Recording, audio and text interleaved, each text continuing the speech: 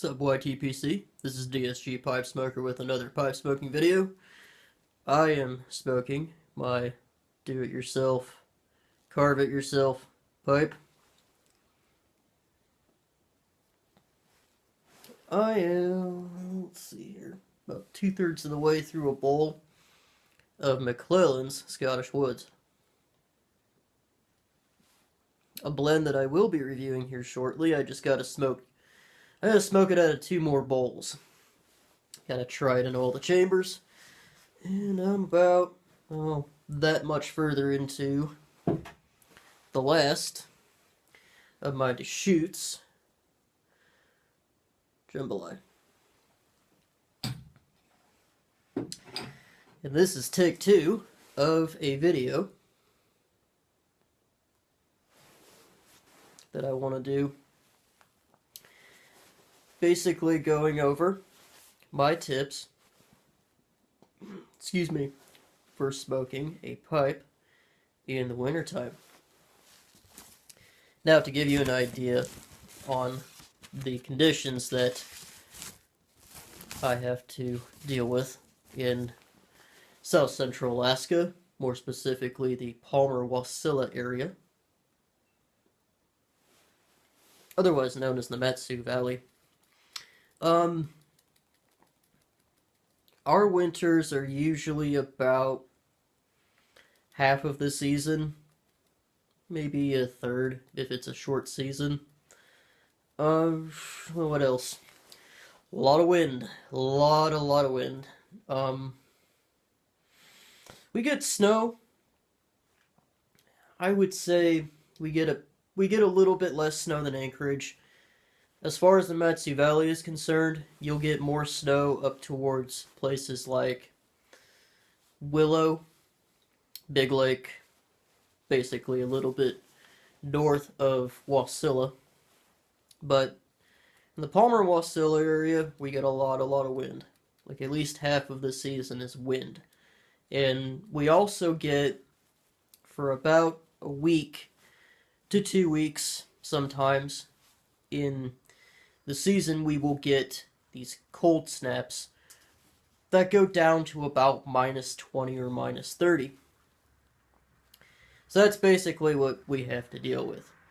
It's somewhat similar to Anchorage, though they tend to get more snow and a lot less wind than we do. But anyway, with that in mind, let's get started. This is my 6 pointers, or my 6 tips for smoking a tobacco pipe in the wintertime. And tip number 1 is dress for the occasion.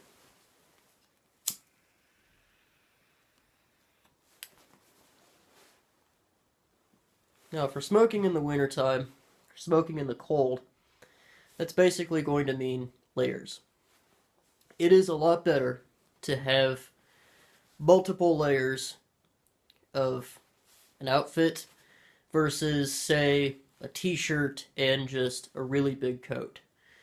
For those of you who still aren't familiar with what I'm talking about, you can actually hold in more heat and be a lot more comfortable, have a little bit more flexibility if instead of having a t-shirt and a really big coat on, you have a lighter t-shirt preceded by another light t-shirt and a sweatshirt and some long johns.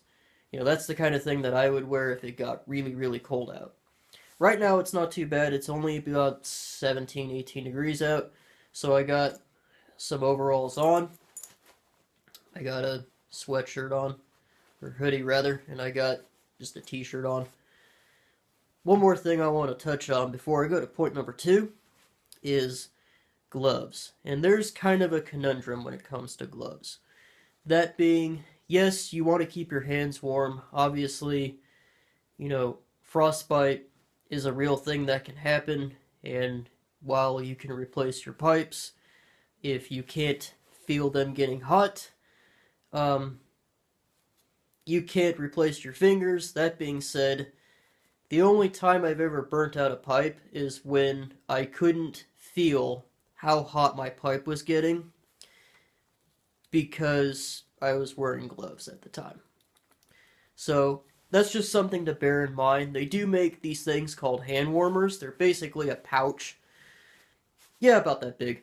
And you put them in your pocket and you just scrunch them up or, shake them. And there's a chemical reaction that goes on with the ingredients inside of it that produces heat. And that's a good alternative to gloves, especially if you're smoking a pipe. Arctic Piper, I think, also has another good tip. If you watch one of his more recent videos, he was talking about how he had these fingerless gloves, and I think they also had the flap that made them mittens. That's another good option too, because at least you still have your fingertips so you can feel your pipe. So with that out of the way, number 2, if it's wet, it can freeze.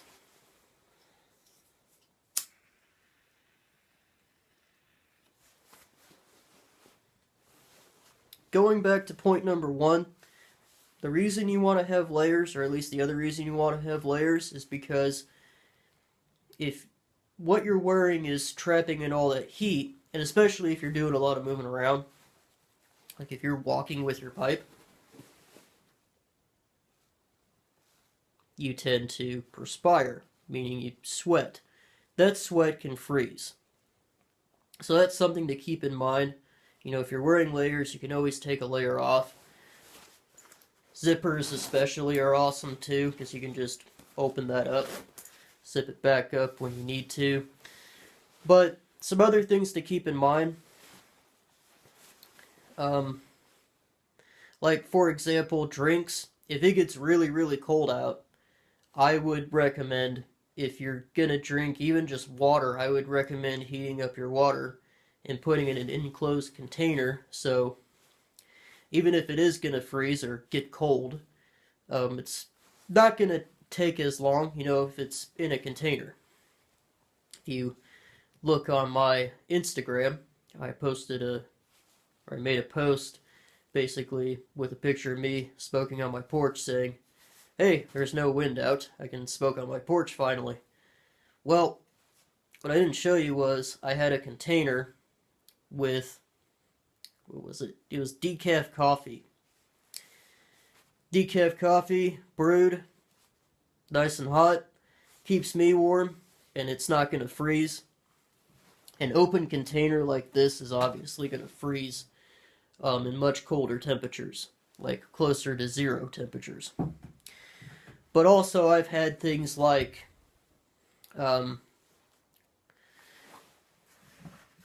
these pipe cleaners will freeze sometimes. Basically what happens is you go to put your pipe cleaner in, everything's going just great because it's dry, and then your pipe cleaner gets wet, you set it down, the tip where the pipe cleaner was wet freezes, and then you can't put it back in. Put it back into the stem, rather. So that's another thing to keep in mind. I would recommend putting the pipe cleaners in your pocket, even if it's just one of them.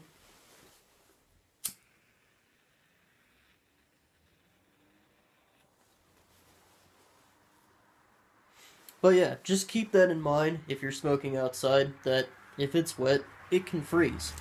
And that includes you. Number 3. Seek shelter and or obtain a heat source.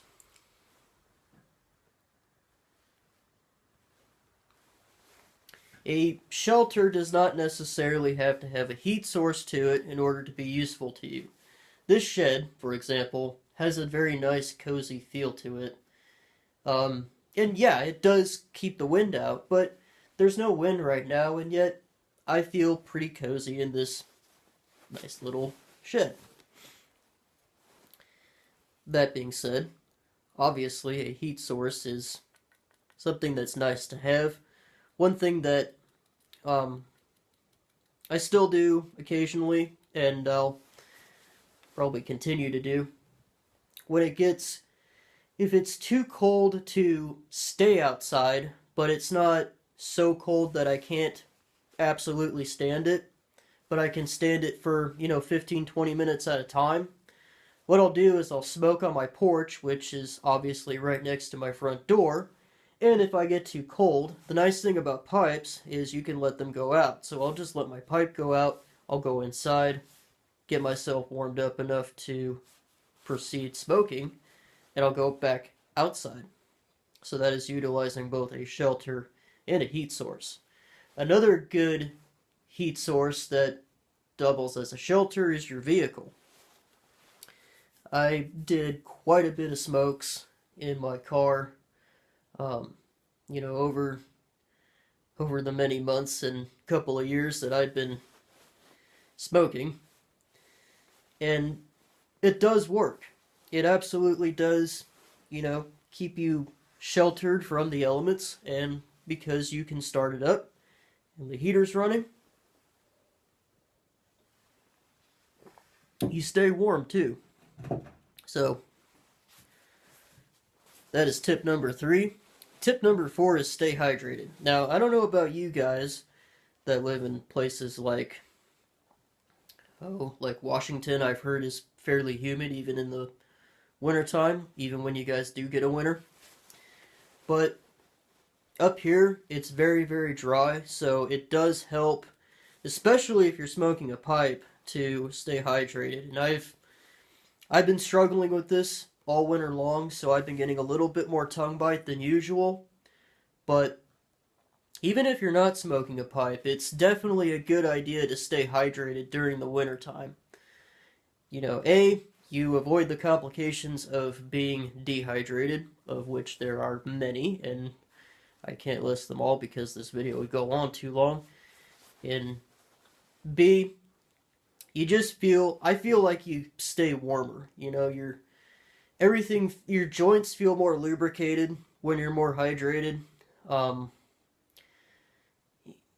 You can drink, it gives you an excuse to drink warmer fluids, and that just keeps you warmer. So staying hydrated is definitely a good take-home point. Number 5.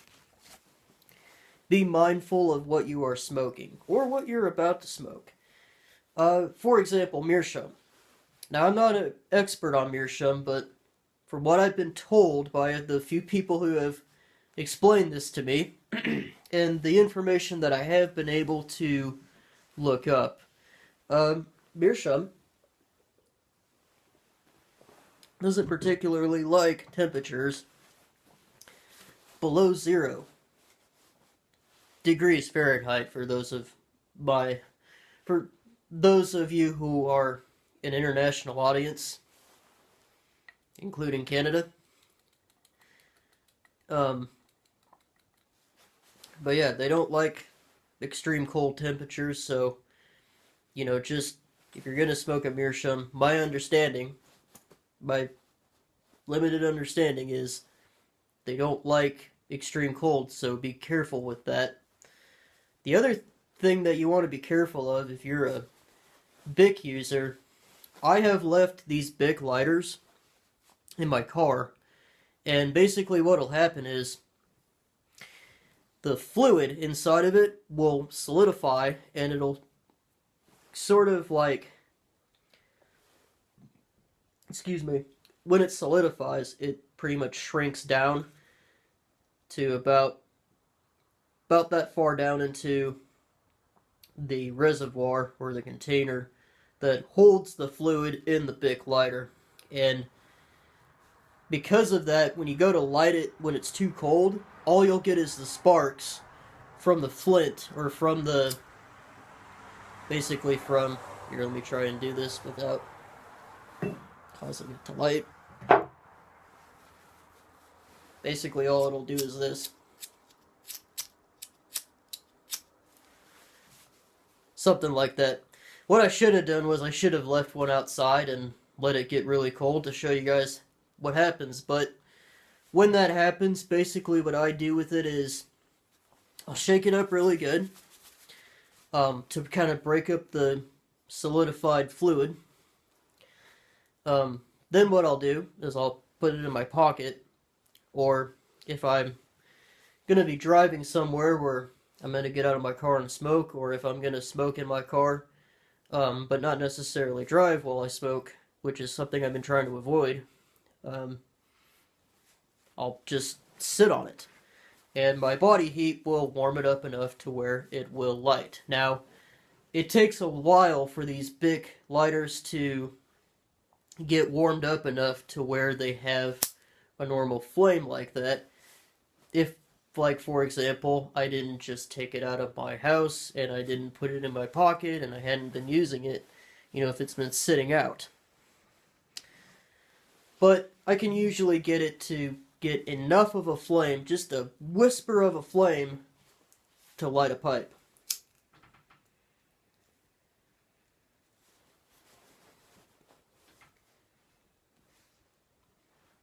But yeah, just be mindful of what it is you're smoking and the conditions in which you are putting your pipes in.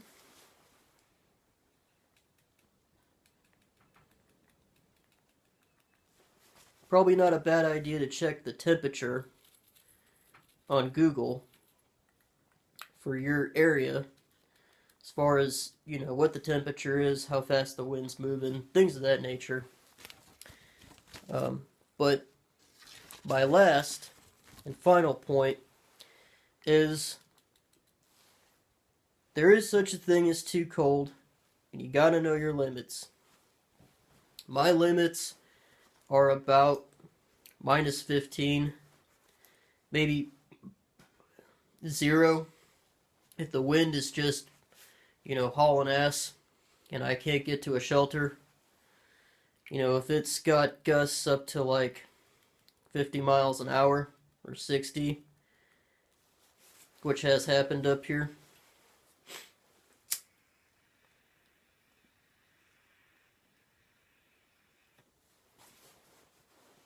And never mind the pipes. The average bowl and the average pipe tobacco will last you about 45 minutes, give or take 15 minutes. You gotta ask yourself, can I tolerate being out here for 45 minutes to an hour?